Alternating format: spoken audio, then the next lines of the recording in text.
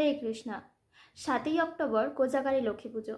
আর এই কোজাগারী লক্ষ্মী পুজোর দিন থেকেই শুরু হচ্ছে দামোদর ব্রত। এই দামোদর ব্রত বা দামোদর মাস খুব একটি প্রিয় মাস, ভগবানকে অধিক সন্তুষ্ট করার মাস।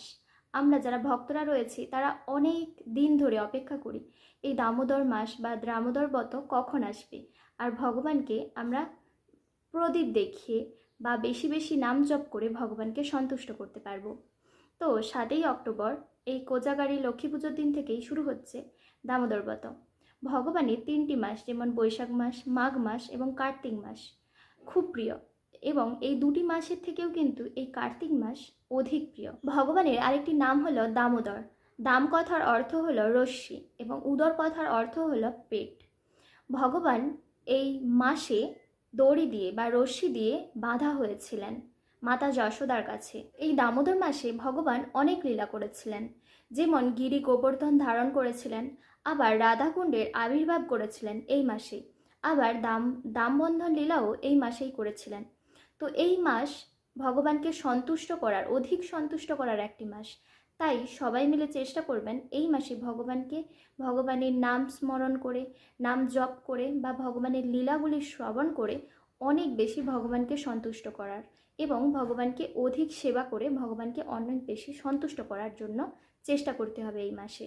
তো এই দামোদর মাসে বেশি বেশি করে নাম জপ করতে হবে। যারা 16 মালা জপ করেন তারা 20 মালা জপ করবেন। ভগবানের চরণে অধিক তুলসী পত্র দিতে পারেন, ভগবানের চরণে পুষ্প দিতে পারেন, সুগন্ধি পুষ্প রয়েছে সেগুলি দিতে পারেন। ভগবানের সম্পর্কে সমস্ত শাস্ত্র অধ্যয়ন করতে পারেন বা শ্রবণ করতে পারেন ভগবানের লীলাগুলি।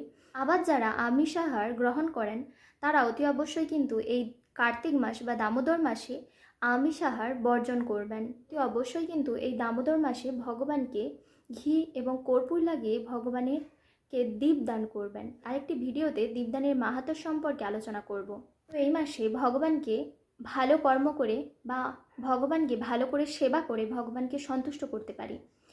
এই মাসে যা করবেন তার অধিক গুণ বেশি ফল লাভ করা যায়।